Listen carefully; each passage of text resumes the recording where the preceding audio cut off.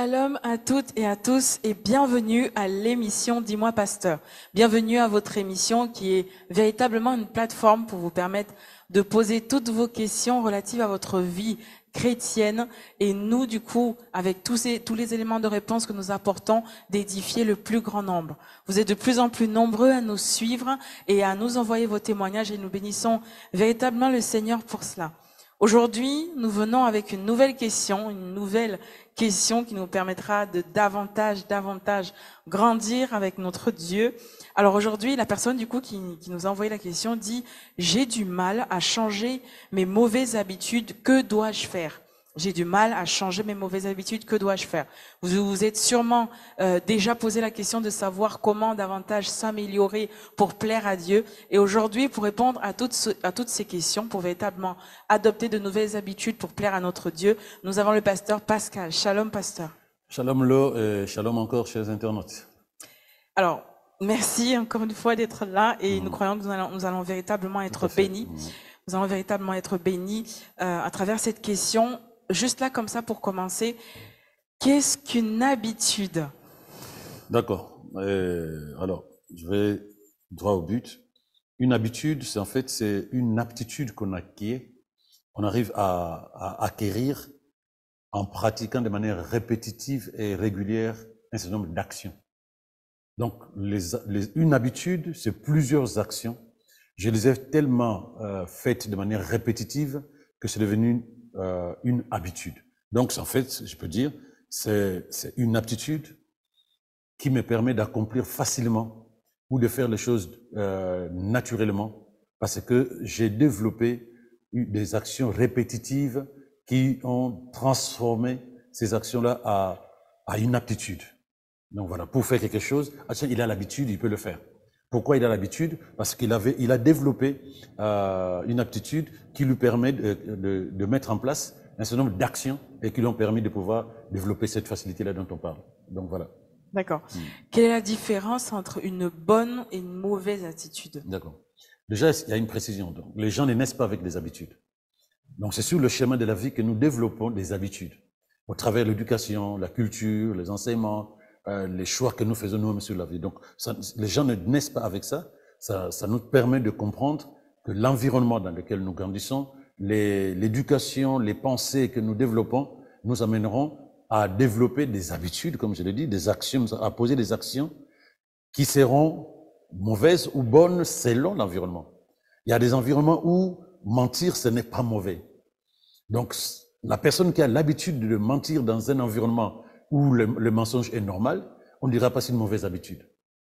Mais l'habitude devient mauvaise ou bonne dans l'environnement. Nous parlons de la vie chrétienne, puisque c'est ça le but de l'émission. La vie chrétienne, il y a des principes. Il y a la parole de Dieu. Il y a la vie de Dieu qui doit être manifestée dans le comportement d'une personne. Tant que cette personne qui a des habitudes, tant que ces habitudes, ces actions ne sont pas conformes à la parole de Dieu, à la morale chrétienne, on va les appeler mauvaises habitudes. Tant que ces habitudes, donc les actions qu'il pose, que la personne pose, sont conformes, donc les actions en question sont conformes à la morale et à la parole de Dieu, on dira c'est des bonnes habitudes. Mais c'est basé sur l'environnement. Il y a des environnements où les gens s'insultent copieusement, mais toi tu arrives dans cet environnement-là et tu dis non, c'est pas possible. Ils ont l'habitude de s'insulter, mais c'est pas normal. Mais pour eux, ils trouvent ça normal. Parce que toi tu as des valeurs qui sont contraires à leurs valeurs et tes actions seront forcément contraires à tes propres actions. D'accord. Donc du coup, on peut dire en fait qu'une habitude finalement est un peu subjective en fonction de l'environnement dans lequel on est. Bon, on peut dire ça, mais quand tu dis subjectif, ça me fait reculer. Mais on peut dire ça. C'est ça. Pourquoi on doit dire ça c'est une bonne habitude et ça c'est une mauvaise? C'est l'environnement. C'est l'environnement. Quand on est chrétien, on marche à la lumière de la parole de Dieu. Est-ce que cette habitude, est-ce que cette action est validée dans le royaume? Non. Si le royaume de Dieu ne valide pas l'action que tu poses, les habitudes que tu développes ne seront pas des bonnes habitudes. Mais tu sors du royaume de Dieu, tu vas dans le royaume des ténèbres, ce qui était mauvais devient bon chez eux. Voilà, c'est dans ce sens-là. C'est ça. En tout cas, là, on est vraiment dans le contexte chrétien, Tout à voilà, fait, oui. spirituel, Oui. pour véritablement avancer et grandir avec Dieu. Mhm. Alors, pourquoi a-t-on tendance à facilement adopter une mauvaise habitude? Donc, on sait très bien que, par exemple, là, c'est une mauvaise habitude, c'est quelque chose qui n'est pas forcément positif pour Ouais. moi, mais on l'adopte facilement. Pourquoi? En fait, beaucoup de personnes ont perdu de vue que l'être humain, c'est un être spirituel. Une habitude, ce n'est pas juste l'action que je pose. Cette action que je pose vient de mon cœur, de mon âme, de mon homme intérieur. Cela signifie simplement que les actions que je pose sont influencées par le monde spirituel. Et l'être humain a hérité du corps pécheur d'Adam. C'est-à-dire qui a la facilité d'aller vers le mal. Et ça impacte toujours jusqu'aujourd'hui. Parce que notre corps est un corps, c'est une partie de notre être qui est tournée vers le mal. Parce que dès les premiers jours où nous sommes nés à Adam d'abord, nous avons hérité de son corps. Et ce corps n'est pas un corps qui est là pour glorifier le Seigneur. Mais c'est en Christ, esprit, âme, corps, lorsque nous sommes totalement à Christ, que nous sommes capables de pouvoir nous battre contre les mauvaises habitudes. L'influence naturelle de l'être humain, c'est le mal. La parole, il y a un verset qui dit le cœur de l'homme est tortueux et ses pensées sont tournées vers le mal. Et quand tu discernes ce verset, tu comprends effectivement que naturellement, nous avons besoin de résister parce que le combat est permanent en termes de désir de faire bien les choses. C'est très important parce que quand tu regardes les habitudes qui sont, comme tu dis, qui sont faciles à mettre en place, c'est les habitudes, tu te poses la question, mais qu'est-ce que l'homme gagne là-dedans? Mais il le fait quand même. Il va boire, il fait des heures et des heures sur les réseaux sociaux. Tout ça, c'est pas bon. Mais en fait, il y a quelque chose de plaisant. Il y a un plaisir à l'intérieur de lui qui l'amène à se dire, je vais le faire. Je peux encore. Il dépense sans, il n'a pas de besoins. Il dépense. Il a des achats compulsifs. Il a la médisance, boire trop d'alcool, fumer, mentir, se mettre en colère, ne pas vouloir pardonner. C'est des choses, normalement pour un enfant de Dieu, on ne devait même pas lui dire ne fais pas ça. Parce que la nature divine le déconnecte de ce monde-là. Mais malheureusement, la chair, son corps continue à se pencher vers sa source, c'est-à-dire vers le mal. C'est pourquoi c'est plus facile pour quelqu'un, dès qu'il se déconnecte de la parole de Dieu, il retrouve facilement la vie ancienne, parce que la sensation est toujours là. Dès qu'il se déconnecte de la parole de Dieu, tu le retrouves très facilement de l'autre côté. Ouais. D'accord. J'ai pas exactement, parce que ça vient à peine de me venir, j'ai pas exactement le passage, j'ai pas exactement le verset, mais dans la Bible, en fait, il est dit soumettez-vous à Dieu, résistez au diable et il fuira loin de vous. Oui, Jacques 4, verset 7. Voilà. Et est-ce que du coup, en fait, est-ce que par ce passage, on comprend que pour changer, par exemple, une mauvaise habitude, on doit du coup résister par la prière? Est-ce que ça se passe de manière spirituelle? Comment changer une mauvaise habitude en comprenant que du coup il faut résister au diable, j'allais dire au diable, mais voilà, à la mauvaise habitude, en tout cas à tout ce qui peut nous dérouter, nous détourner du bon chemin, du fait de véritablement aimer Dieu. Est-ce que c'est par la prière? Est-ce que c'est par le jeûne?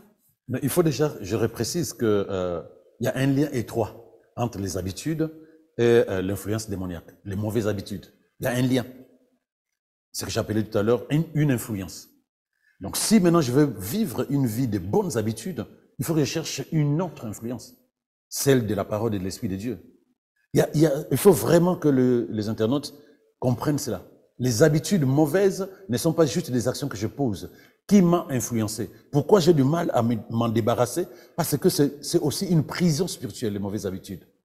Les gens ne comprennent pas ça. C'est pourquoi beaucoup de personnes qui essaient de prier, qui essaient de faire des choses pour changer, ils réalisent finalement que ça ne change pas. Parce que c'est d'abord dans la dimension spirituelle qu'il faut se battre et arriver à s'en sortir.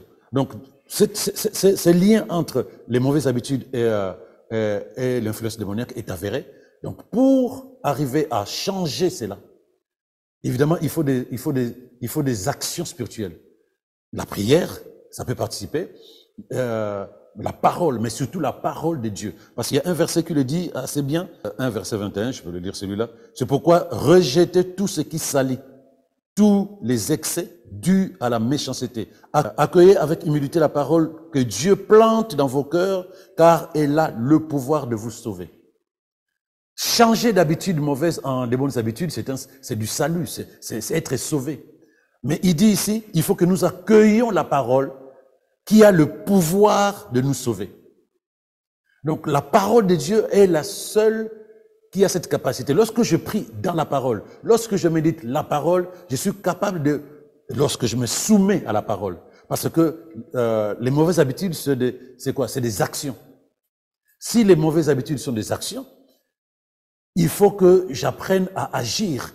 Et c'est là où j'ai besoin de me soumettre à la parole, qui va me donner un certain nombre d'informations, un certain nombre d'instructions que je vais mettre en pratique. Sans pratique, sans exercice, à la lumière de la parole de Dieu, on ne change pas d'habitude.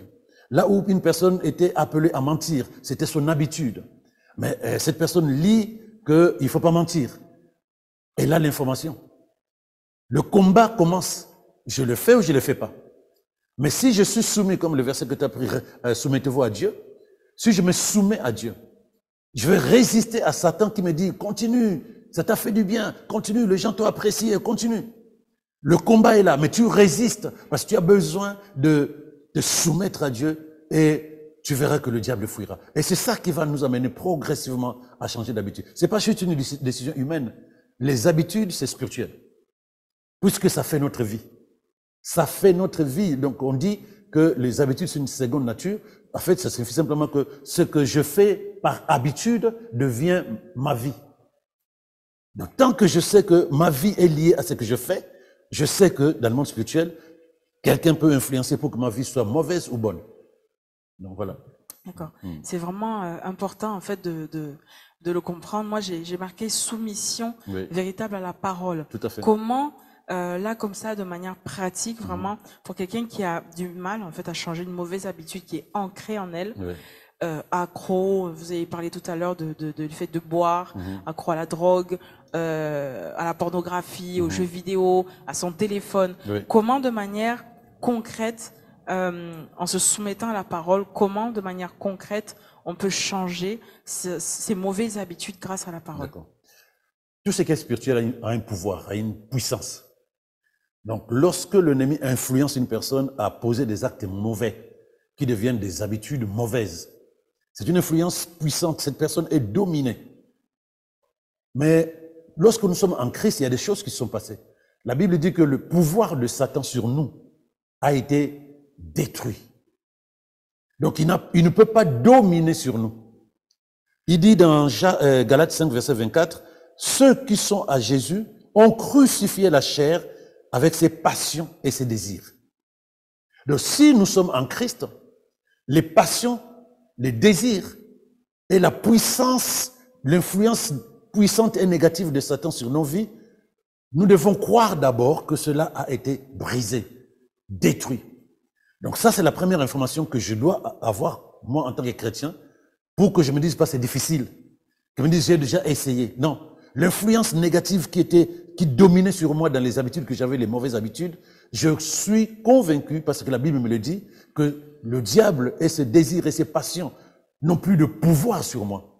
Donc je dois me positionner dans la position de celui ou celle qui va se dire, ok, maintenant, il me reste ma décision et mon action.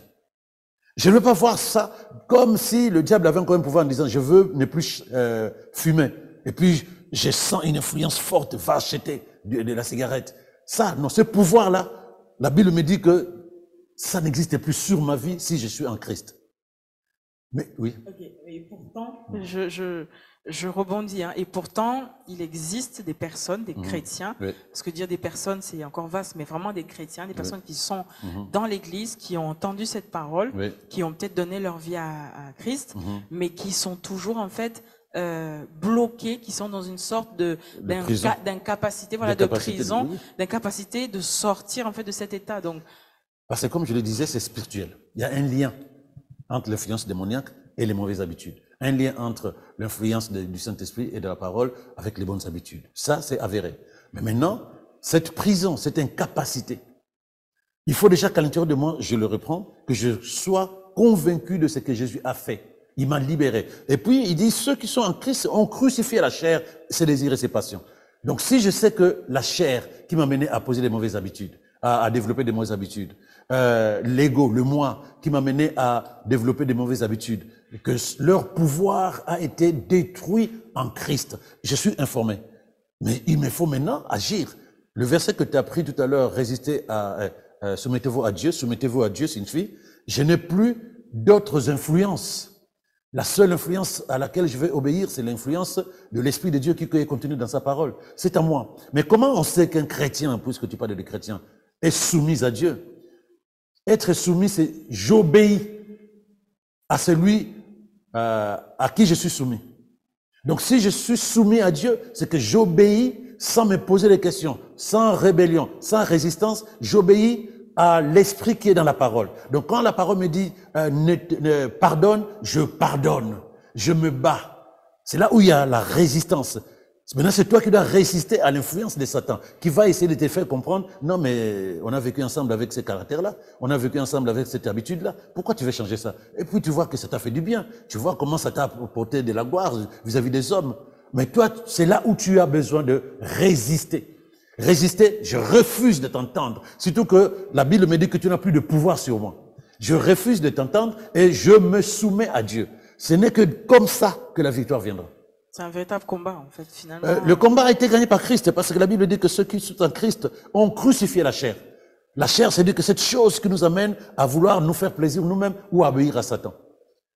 Cette chose spirituelle qui nous amène à... Ça a été crucifié. C'est pourquoi j'ai parlé de ça au début. Il faut que le chrétien sache que le pouvoir qui dominait sur nous a disparu.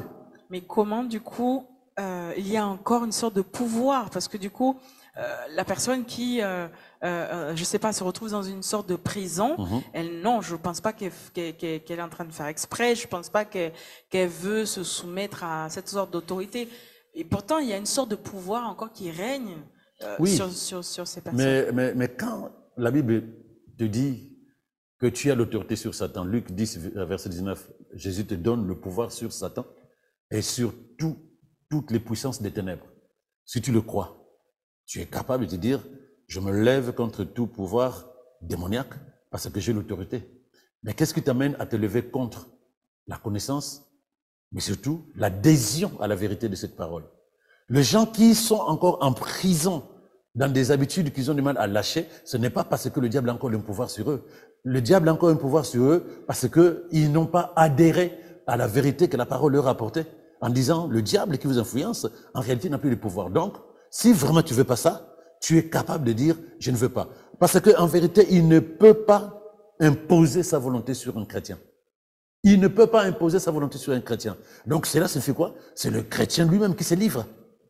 Au travers quoi? La première des choses, déjà, le manque de connaissance ou le manque d'adhésion à cette information-là. Et ensuite aussi, au travers des portes qu'on peut ouvrir. Ça, à ce moment-là, ce n'est pas le diable. Il n'a aucun pouvoir sur celui qui est né de nouveau en Christ Jésus. Son pouvoir a été détruit, cassé, brisé. Au contraire, c'est nous qui avons un pouvoir sur lui. Mais si il continue à nous donner des ordres pour développer des mauvaises habitudes, soit, écoutez, on n'est pas en Christ, pour que nous ayons un pouvoir sur Satan, soit nous n'avons pas discerné ce que la Bible dit quand la Bible dit que Jésus nous a libérés et délivrés, soit simplement nous avons rejeté cela parce que nous avons une compréhension qui n'est pas basée sur la vérité de la parole de Dieu, ou nous avons ouvert d'autres portes. Le diable n'a pas de pouvoir sur le chrétien, et le chrétien est capable d'enlever les œuvres des ténèbres, comme les mauvaises habitudes, ce sont des œuvres. D'accord. Vous avez dit que le chrétien est capable d'enlever les œuvres des ténèbres sur sa vie. Tout à fait. Donc, il y a par exemple, supposons quelqu'un qui se retrouve dans une situation où elle est addicte à son téléphone, qui sans cesse, en fait, bon après, je suppose qu'il y a aussi la loisiveté, si je peux dire ça comme ça. Tout à fait. Le fait de ne vraiment rien faire et de se jeter sur son téléphone. Mais supposons quelqu'un, du coup, voilà, qui est accro à son téléphone et qui reste sans cesse en train de scroller, de scroller. Est-ce qu'il peut, par exemple, est-ce que cette personne peut rentrer en jeûne, comme on dit dans les églises, entrer en jeûne et vraiment se mettre dans la prière pour se détacher de cette mauvaise habitude? S'il est capable de faire un vrai jeûne de 3 jours, d'une semaine, qu'il a respecté scrupuleusement, c'est qu'il a la force intérieure pour se défaire de son téléphone pendant une semaine. Il n'a pas besoin de jeûner pour qu'il dise « je n'ai pas besoin de regarder mon téléphone ». Puisqu'il a commencé par faire la même chose, je n'ai pas besoin de manger, je n'ai pas besoin de regarder la télé, je n'ai pas besoin de papoter au téléphone avec des amis. Je consacre ces 3 jours, cette semaine, pour Dieu. Pourquoi il ne peut pas le faire?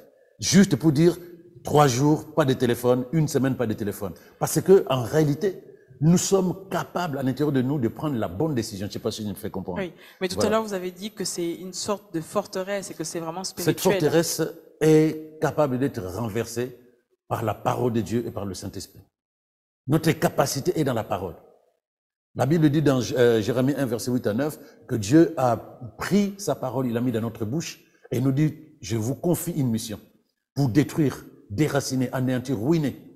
Détruire quoi? Les forteresses, les œuvres de l'ennemi. Détruire quoi? Tout ce que l'ennemi a sémé, ce désir incontrôlé, où tu sembles être dépassé de ne pas faire ce que tu sais que c'est pas bon, mais tu le fais quand même. C'est ça la prison. Oh, Christ est venu te libérer. Accepte d'abord que tu es libéré.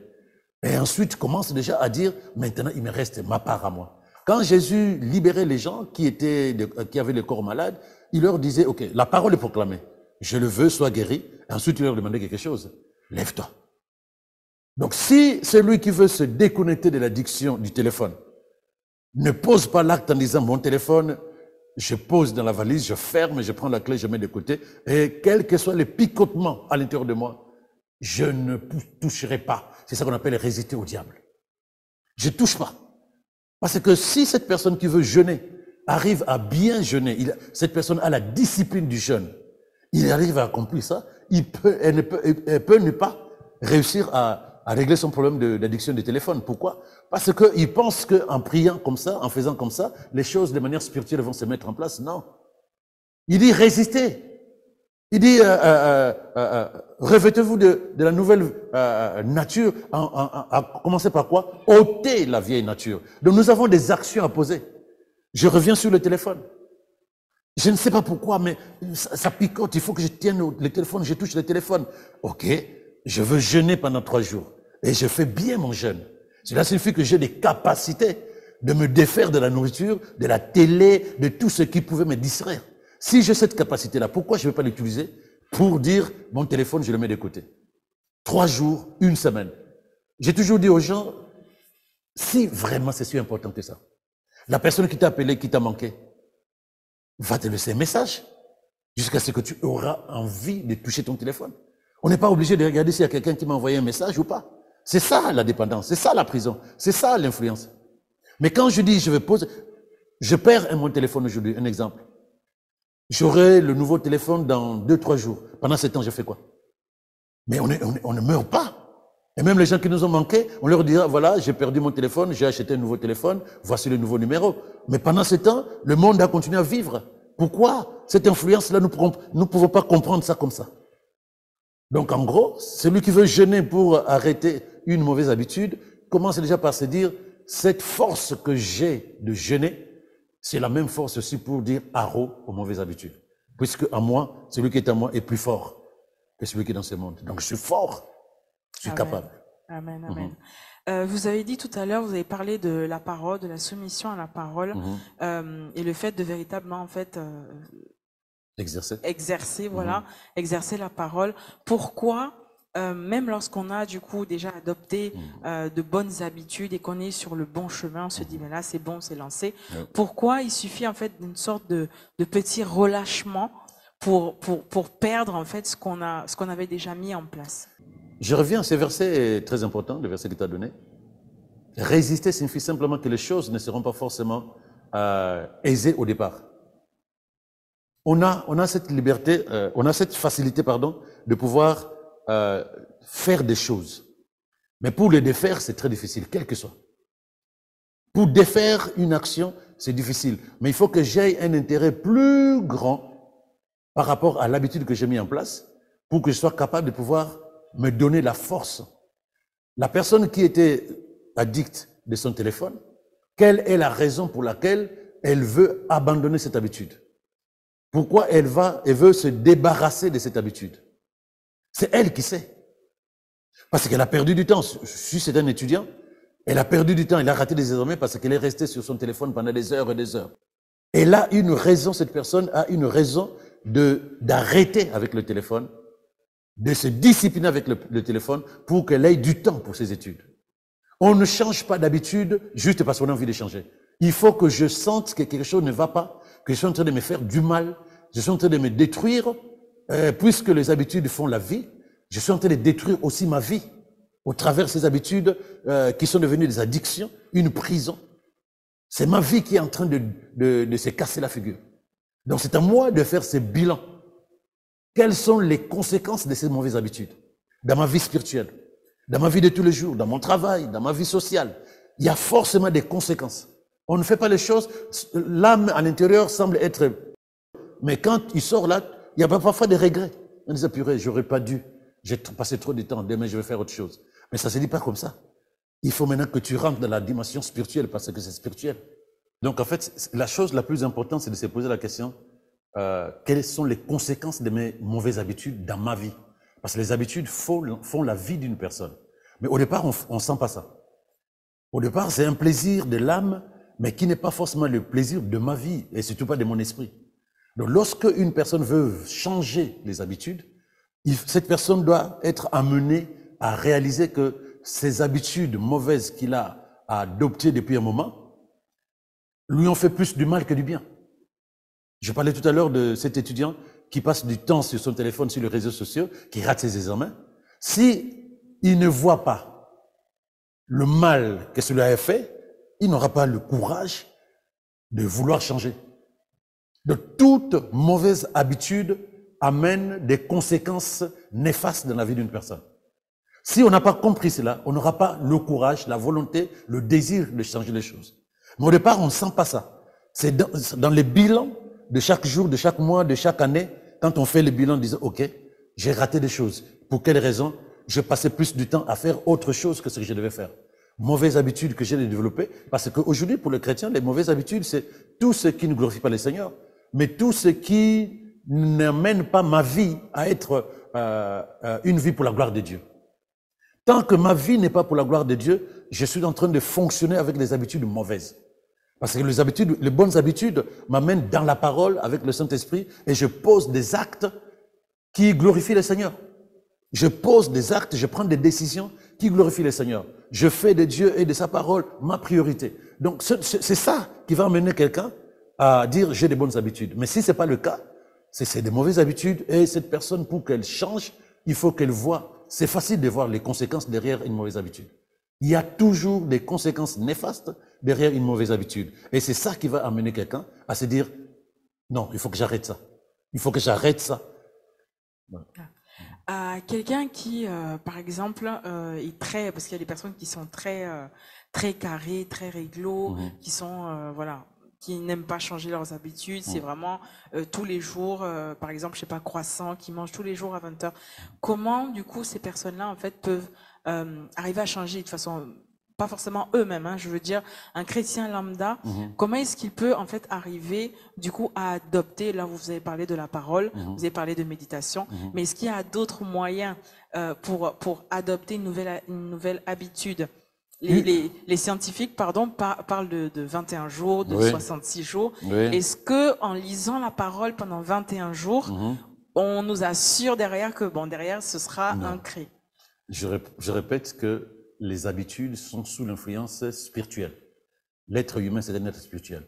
Ce n'est pas 21 jours qui vont régler le problème. La preuve, eux-mêmes aussi, ils se contredisent parce qu'il y a d'autres documents scientifiques qui disent que c'est 66 jours. Mais moi, je dis, tu peux arriver à changer une habitude en 5 jours ou en 100 jours. C'est toi qui décides. Au travers l'importance que revêt ce changement. C'est important que la personne se dise, ouh, mais c'est pas bon. C'est pas bon du tout. Dès maintenant, j'arrête ça. On a vu des gens qui ont arrêté de fumer à la seconde. Ils ont compris, ils ont arrêté. Ils n'ont pas fait 21 jours. Non, c'est vraiment pas spirituel. Les habitudes sont sous influence démoniaque, les mauvaises habitudes. Donc, nous ne devons pas arriver à réfléchir de manière scientifique pour comprendre les choses spirituelles. Donc, cette personne qui est carrée, comme tu as dit, qui fait les choses de manière structurée et qui a besoin de changer ces choses-là, sa manière de fonctionner, Mais c'est des actions que la personne a posées progressivement qui sont devenues une habitude et une seconde nature. Tant qu'on ne pose pas d'autres actions opposées à celles que je faisais, je ne peux pas me dire que j'ai changé d'habitude. Parce que les habitudes, c'est des actions. Donc, la personne qui mentait, il faut que cette personne décide de dire la vérité. La personne qui passait son temps sur les réseaux sociaux, il faut que cette personne se donne la force, l'énergie de s'opposer au désir de la chair, au désir de son âme, pour se dire, ok, la parole me dit que je dois utiliser à bon escient le temps que Dieu m'a donné, et je vais utiliser ce temps pour méditer. Alors maintenant, mon PC, j'arrête, mon téléphone, j'arrête, tant que je n'ai pas fini. J'allais dire, c'est une lutte, parce que je sais que ma vie en dépend. Mais je ne veux pas commencer à dire, Seigneur, aide-moi à changer des habitudes. C'est moi, Ephésiens 4, verset 28, il dit ceci, que le voleur cesse de dérober. Ah ben, il avait l'habitude de dérober. Mais on lui dit que le voleur cesse de dérober, qu'il cherche à travailler assidûment de ses mains et apprenne non seulement à gagner honnêtement sa vie, mais encore à secourir les indigents. C'était pas son habitude de secourir les autres. Lui, son habitude, c'est de voler. On lui dit, maintenant, tu cesses de voler. On lui demande pas, prie pour que tu deviennes un bon chrétien. La parole est sortie. Donc, il doit arrêter les actions qu'il posait, qui étaient ses habitudes, mais qui étaient mauvaises à la lumière de la parole de Dieu. Et il dit, refusez de participer aux calomnies. La facilité de s'asseoir avec des amis et tu commences à participer à une conversation dans laquelle on parle de quelqu'un. Calomnie, médisance, calomnie, des heures et des heures. Et ça devient une habitude. Lorsque des personnes se croisent, ils se disent, ouais, ah oui, mais tu sais, j'ai croisé une personne, j'ai croisé telle personne. Oui, oui. Et puis des heures et des heures. Il dit, refuse de participer aux calomnies, ne laisse aucun propos blessant ou inconvenant ou simplement inutile franchir le seuil de tes lèvres. Qui fait ça? C'est toi. C'est toi qui le fais.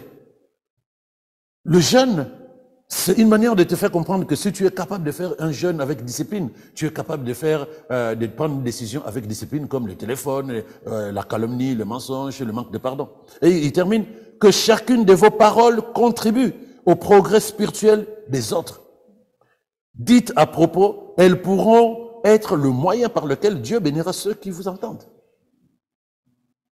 Donc il faut arriver à contrôler à la fois ses pensées, parce que c'est de là que viennent les actions que nous posons.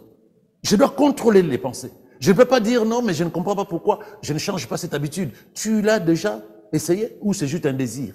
Parce que dans la décision que tu prends, il y a une action que tu dois poser.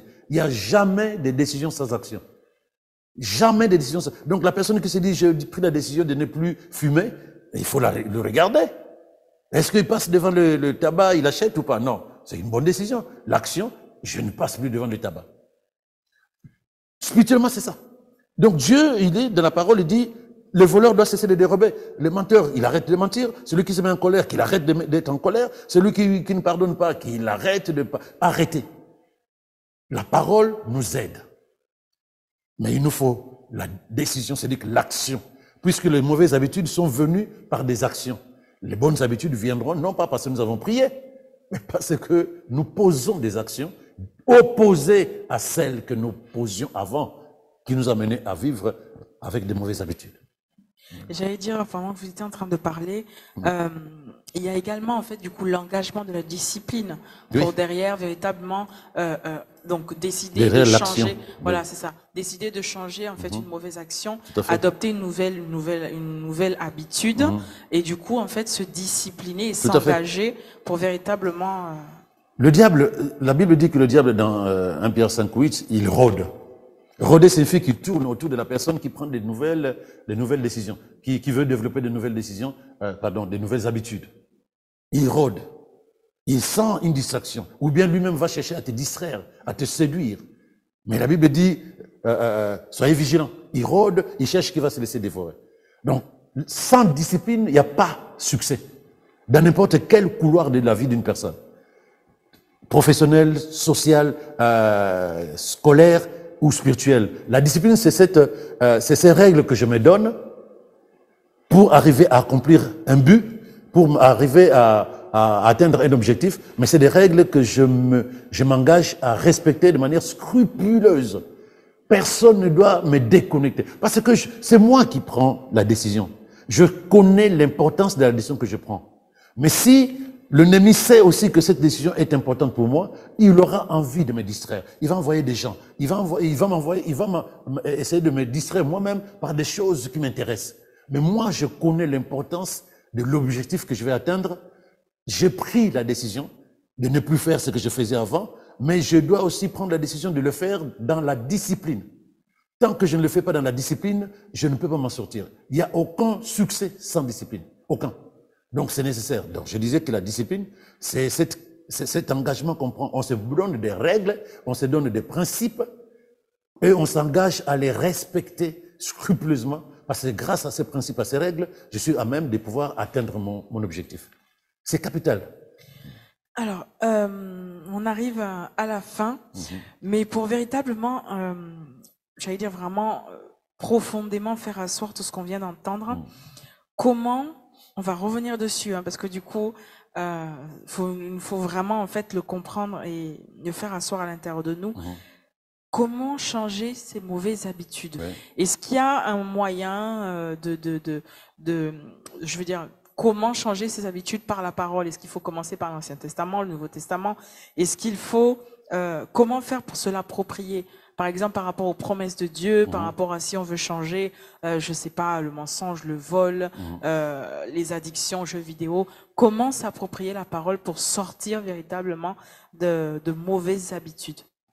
La parole, c'est le conseil de Dieu pour que nous arrivions à vivre sa vie.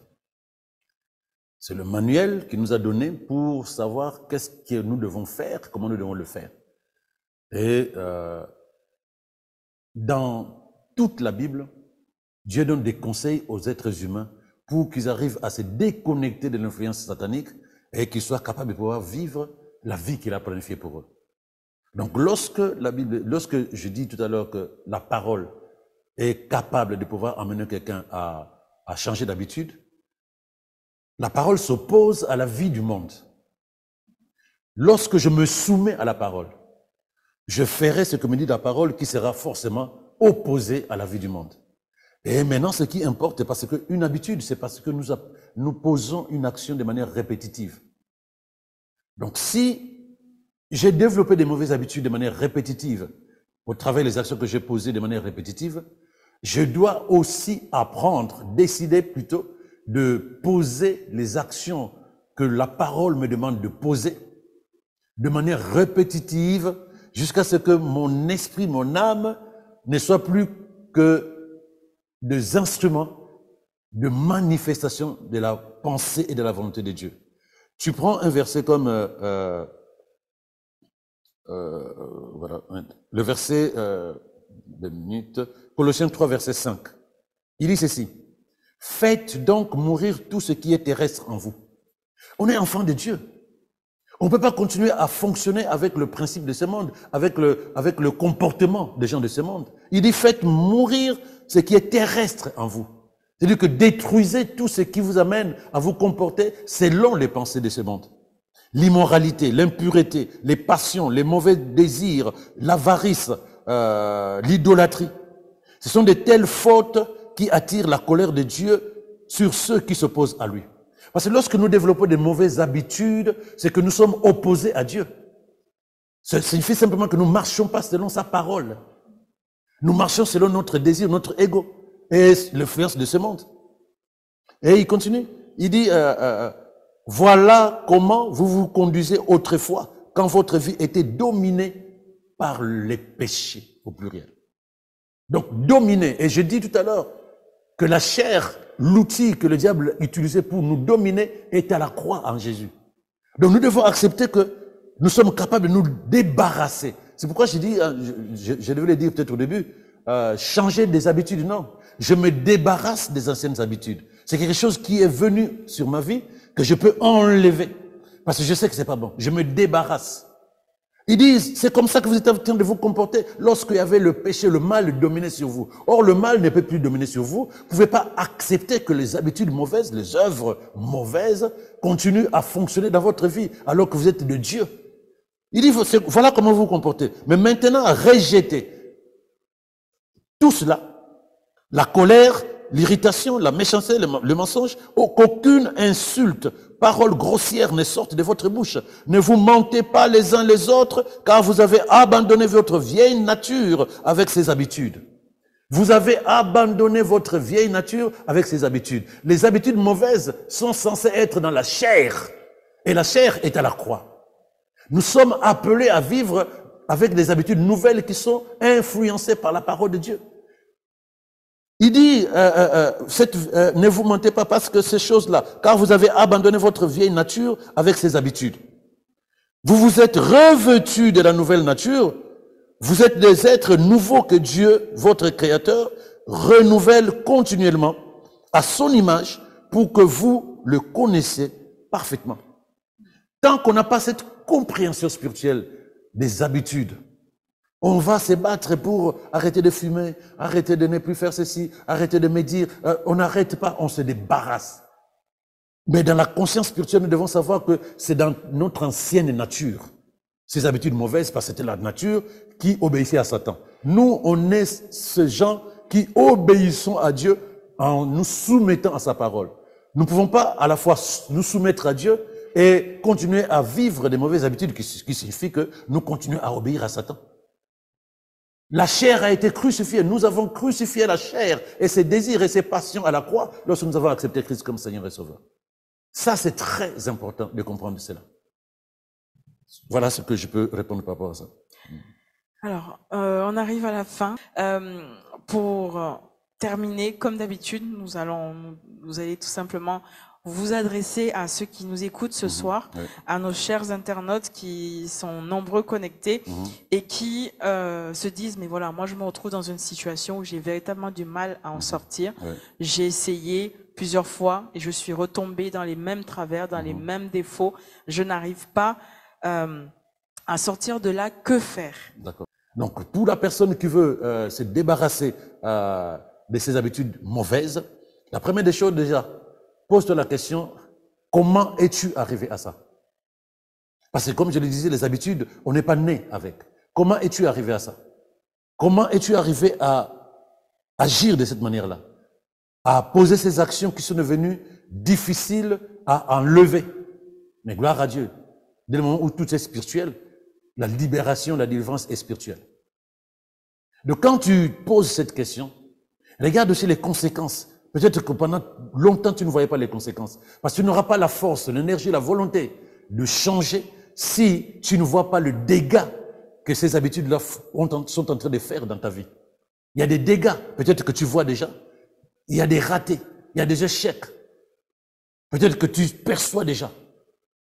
Et ce n'est que ça qui va te dire non. Parce que même quand on se convertit, c'est parce qu'on sent que la vie que je vis n'est pas bonne.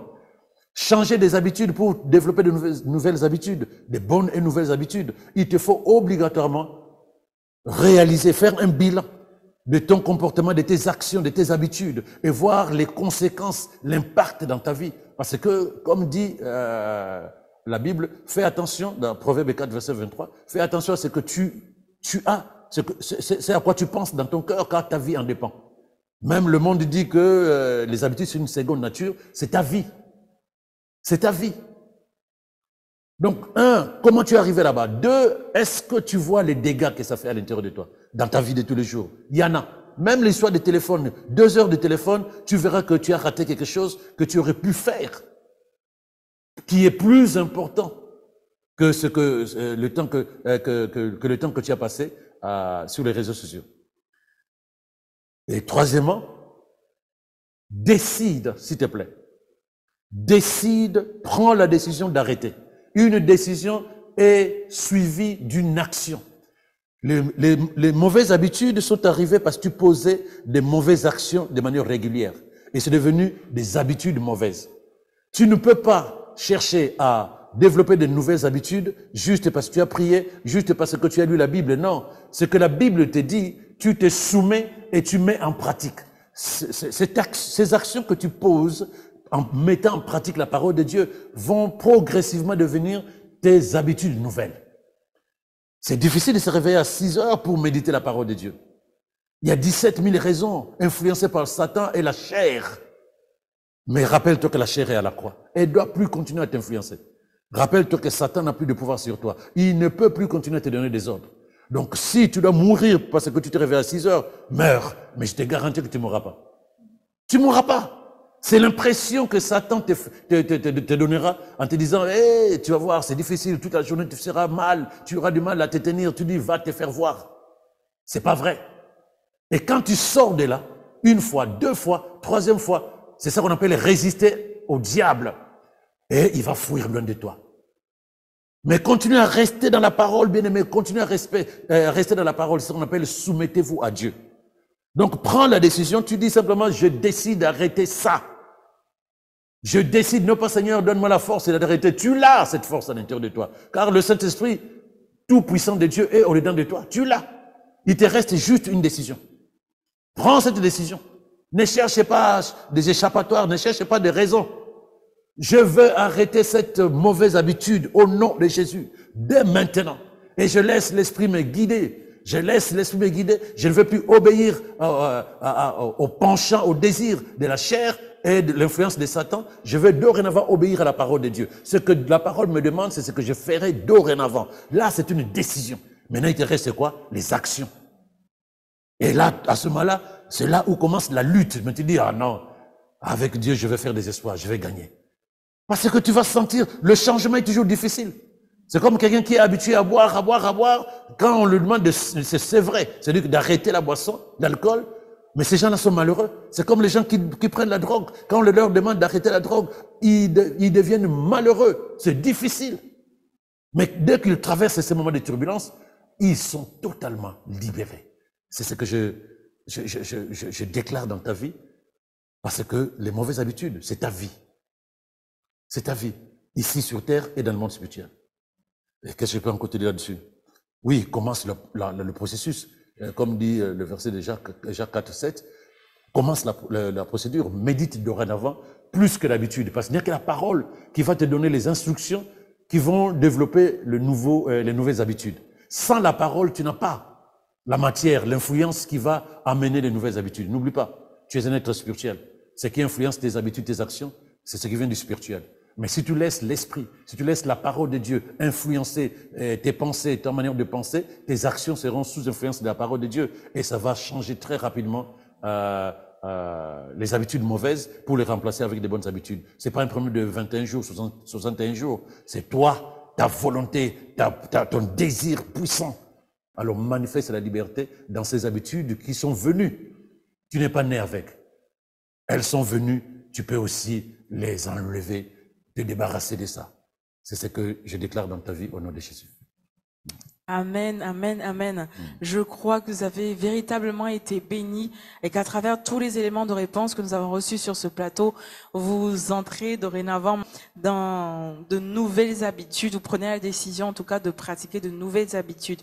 Le pasteur l'a dit tout à l'heure, il a parlé de soumission véritable à la parole et d'action contraire à ce qu'on faisait auparavant. Soyez véritablement bénis. Nous vous souhaitons de passer une excellente soirée et nous vous disons à la semaine prochaine. Shalom, shalom.